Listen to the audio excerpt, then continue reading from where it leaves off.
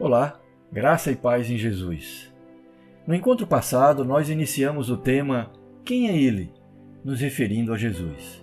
Se você ainda não assistiu ao vídeo passado, eu gostaria de encorajá-lo a fazer isso, porque este encontro é uma continuação daquele. Mas antes de continuarmos, vamos orar. Senhor Deus e Pai, muito obrigado por esta oportunidade de estarmos juntos. Obrigado por tua bondade e misericórdia conosco.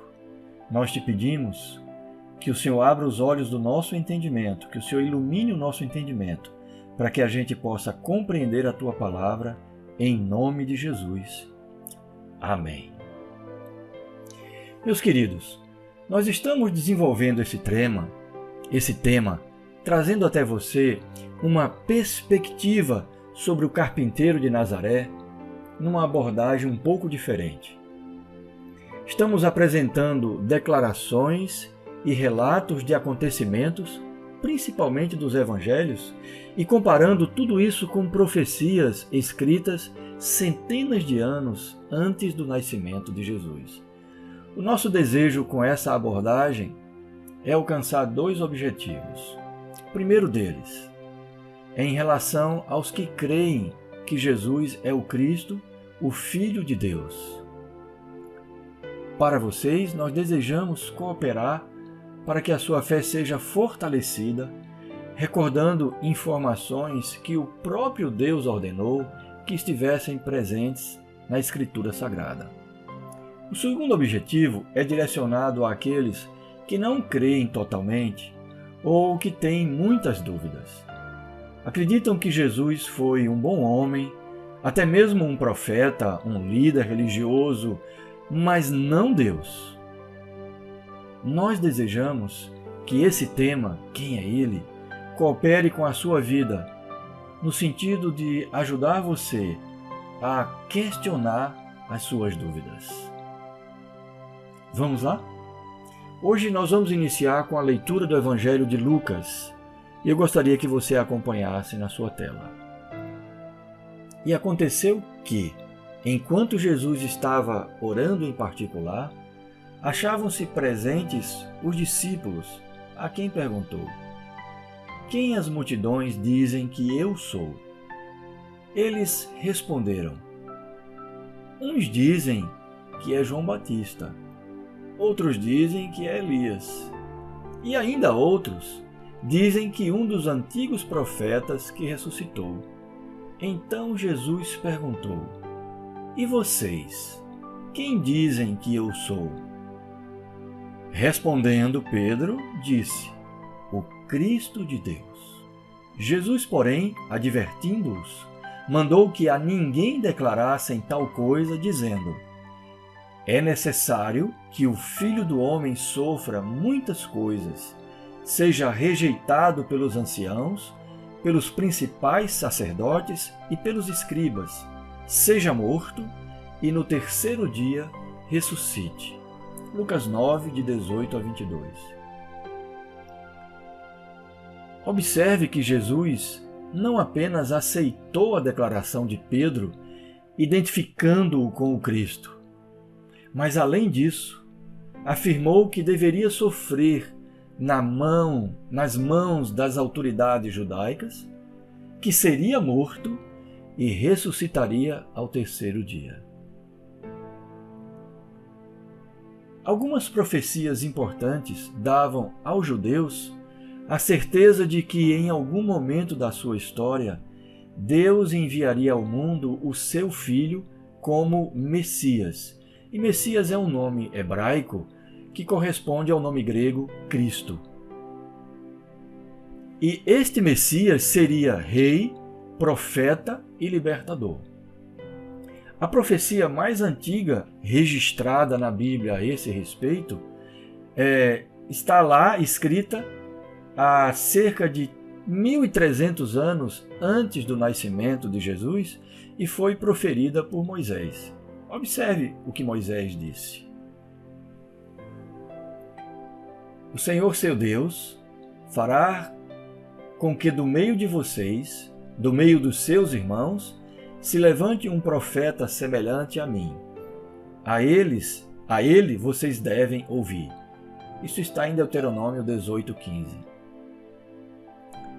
Acontece que em uma de suas pregações após a ressurreição de Jesus, Pedro, o apóstolo, tendo curado um aleijado de nascença, afirmou no templo, diante de centenas de pessoas, que esse profeta referido por Moisés era precisamente Jesus. Isso está em Atos 3, de 11 a 22, e eu deixo aqui como sugestão para a sua leitura. A referência está aparecendo aí na sua tela. Atos 3, de 11 a 22. As duas próximas profecias que nós vamos ler aqui foram escritas entre 740 e 750 anos antes do nascimento de Jesus, e elas foram pronunciadas por dois homens que viveram na mesma época, na região de Judá, e provavelmente se conheceram. Um deles foi Miqueias e o outro Isaías. Vamos primeiro à leitura da profecia de Miqueias. E você, Belém Efrata, que quer dizer Belém de Judá, que é pequena demais para figurar como grupo de milhares de Judá, de você me sairá aquele que há de reinar em Israel, e cujas origens são desde os tempos antigos, desde os dias da eternidade. Miqueias 5:2. Miqueias afirma que o futuro rei nasceria em Belém Efrata, Belém de Judá, mas na verdade esse futuro rei já existia muito antes de nascer, ou seja, ele era eterno. Na sua profecia, Isaías fala o seguinte: porque um menino nos nasceu, um filho se nos deu.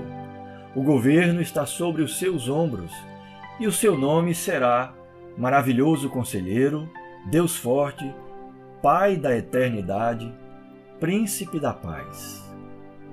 Ele estenderá o seu governo, e haverá paz sem fim sobre o trono de Davi e sobre o seu reino, para o estabelecer e para o firmar com juízo e com justiça, desde agora e para sempre.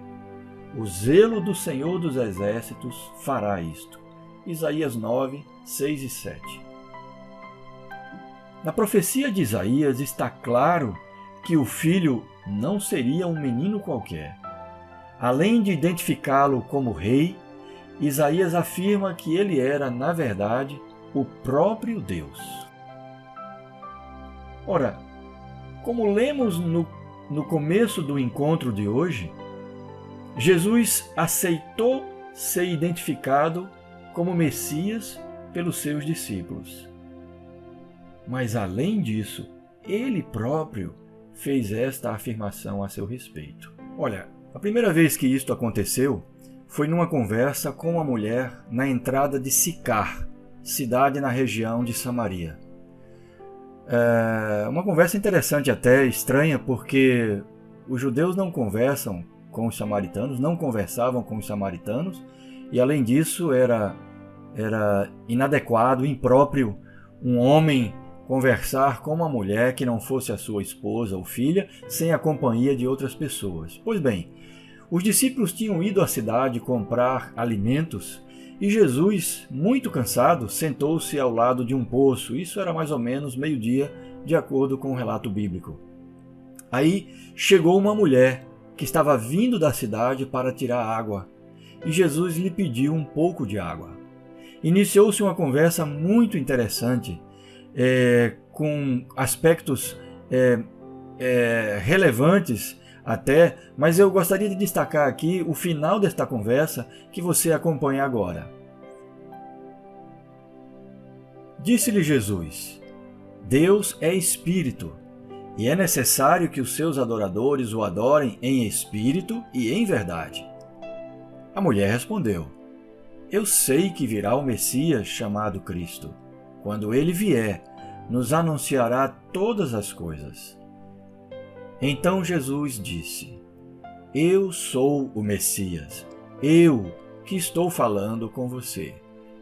Isto está em João 4, de 24 a 26. Na verdade, Jesus fez muitas afirmações públicas que o identificavam como Deus, ou como Filho de Deus, ou ainda como o próprio Messias. Acompanhe nesse quadro que nós vamos apresentar. Neste quadro, do lado esquerdo estão as afirmações de Jesus e do lado direito as referências bíblicas.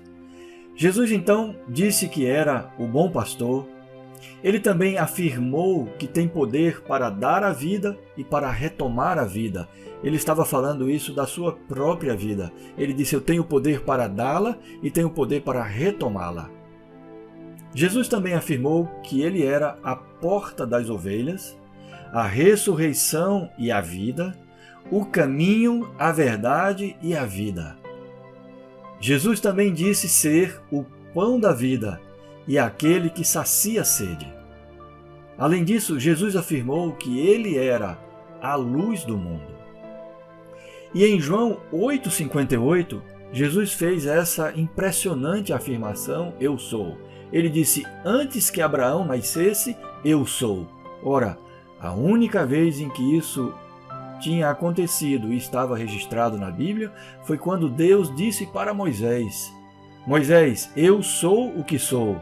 E também disse a Moisés: diga ao meu povo que eu sou, te enviou. Jesus usou exatamente os mesmos termos, inclusive no original significam a mesma coisa. Jesus disse: eu sou, antes que Abraão nascesse, eu sou. Ele se declarou Deus. E também Jesus disse que ele tinha autoridade para perdoar pecados. Isso aconteceu quando ele fez a cura daquele aleijado de nascença. Antes da cura, ele disse: filho, os teus pecados estão perdoados.